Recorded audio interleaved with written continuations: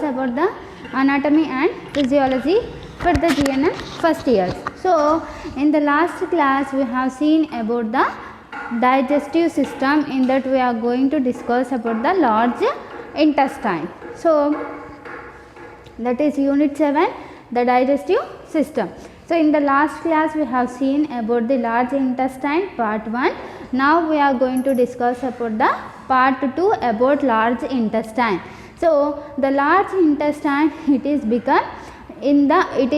also one of the digestive part and it helps in the digestion of the food. So, there is a large intestine, it includes some of the segments. So, the large intestine consists of, there is a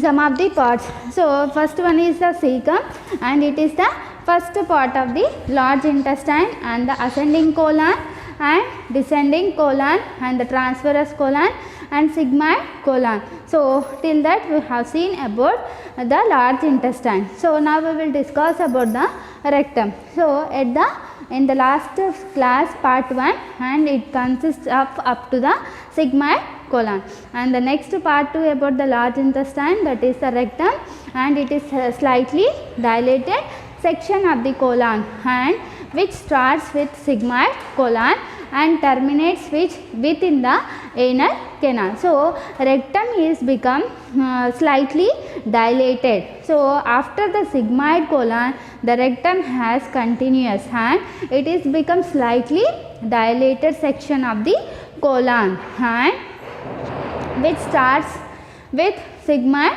colon. So, the rectum has continuation of the sigmoid colon and it is become dilated slightly. So, there is a terminates within the anal canal. So, from the sigmoid colon the rectum has continuous and it can be terminate as a anal canal. So, anal canal it is a anal opening and it extends from S3 vertebrae. So, the anal canal it can be extend at the S3 vertebrae. So, S3 means there is a sacral vertebrae. So, the sacral vertebrae it consists of 5 vertebrae. So, at the level of the third sacral vertebrae and the anal canal can be extends and it can be 2 to 3 centimeters below the tip of the coccyx. So, the coccyx means there is a at the base of the sacral vertebrae and the coccyx can be situated and at the tip of the sacral bone. So, below the 2 to 3 centimeter below the tip of the coccyx the anal canal can be situated. So, it is a opening and it can be open into the anus. So, it is about the rectum.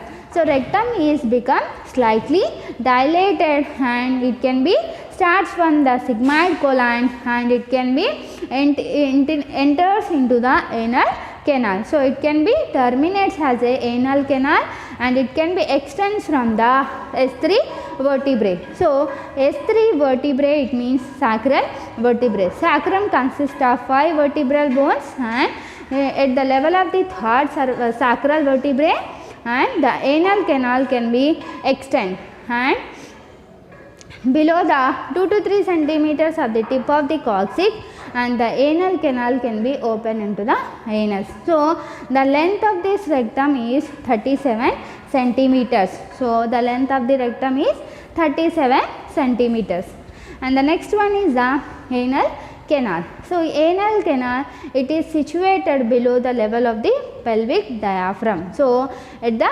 pelvic diaphragm, so the pelvic and at the diaphragm and there is a anal canal can be situated. So, anal canal can be situated at the below the level of the pelvic diaphragm and it lies in the anal triangle of the perineum. So, the pelvic bone it is become triangular shape and it can be and lies in the triangle of the perineum. So, at the perineal area and the anal canal can be situated and in between the right and left ischio-anal fossa. So, the anal canal can be situated between the right and left ischio-anal fossa.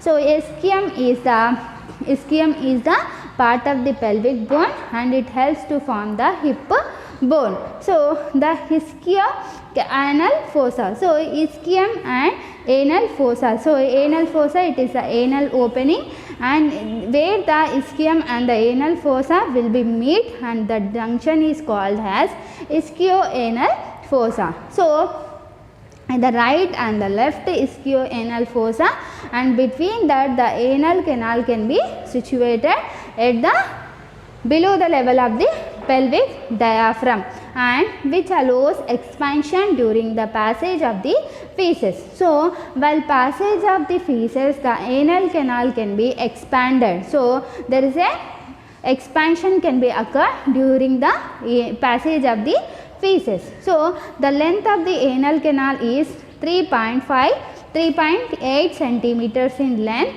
and it extends from anorectal junction to the anus. So the anal canal can be extends from the anorectal junction. So where the anal canal and where the rectum has meet, the junction has called as anorectal junction. So from the anorectal junction to the anus, and the anal canal can be extends. So the length of the anal canal is 3.8 centimeters. So it is about the anal canal. So anal canal, it can be situated below the level of the pelvic diaphragm, and it lies in the anal triangle of the perineum in between the right and left ischio-anal fossa, and which allows expansion during the passage of the feces. So the length of the anal canal is 3.8 centimeters, and it can be extends from the anorectal junction to the anus, and that the anus is surface opening of the anal canal. So the anus is the surface opening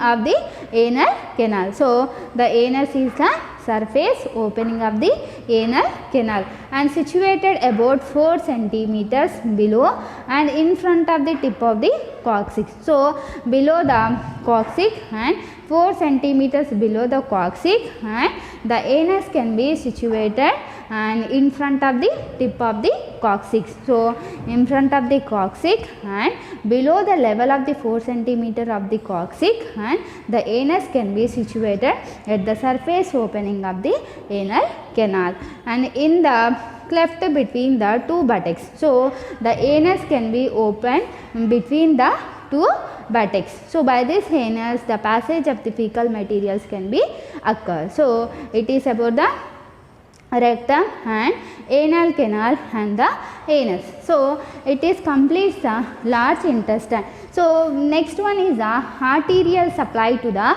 large intestine. So how the blood can be supplied to the large intestine, and it includes the arterial supply and the venous drainage. So arterial supply, it includes the superior and inferior mesenteric arteries. So superior and inferior mesenteric arteries. So the mesenteric arteries, it is the branch of the abdominal aorta. So it's the abdominal aorta, it can be supplies the blood to the total abdominal organs. So from the abdominal aorta, there is a superior and the inferior mesenteric arteries. So there is a branches from the abdominal aorta, it supplies the blood to the large intestine. And the next one is the venous drainage.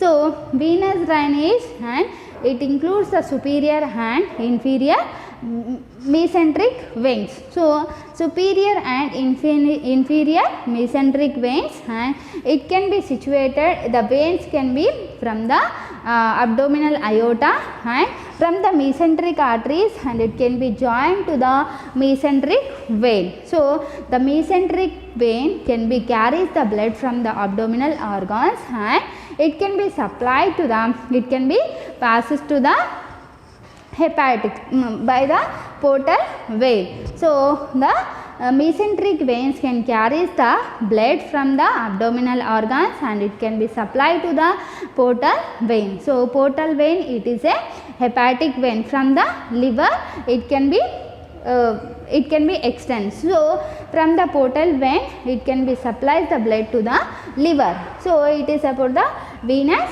drainage. So the mesenteric vein, it carries the blood from the abdominal organs to the portal vein. So portal vein, it is supplies the blood to the liver. So it is about the blood supply to the large intestine. It includes the arterial supply and the venous drainage. So arterial supply by the superior and inferior mesenteric arteries, and venous drainage, it includes the superior and inferior mesenteric vein. So it completes the large intestine.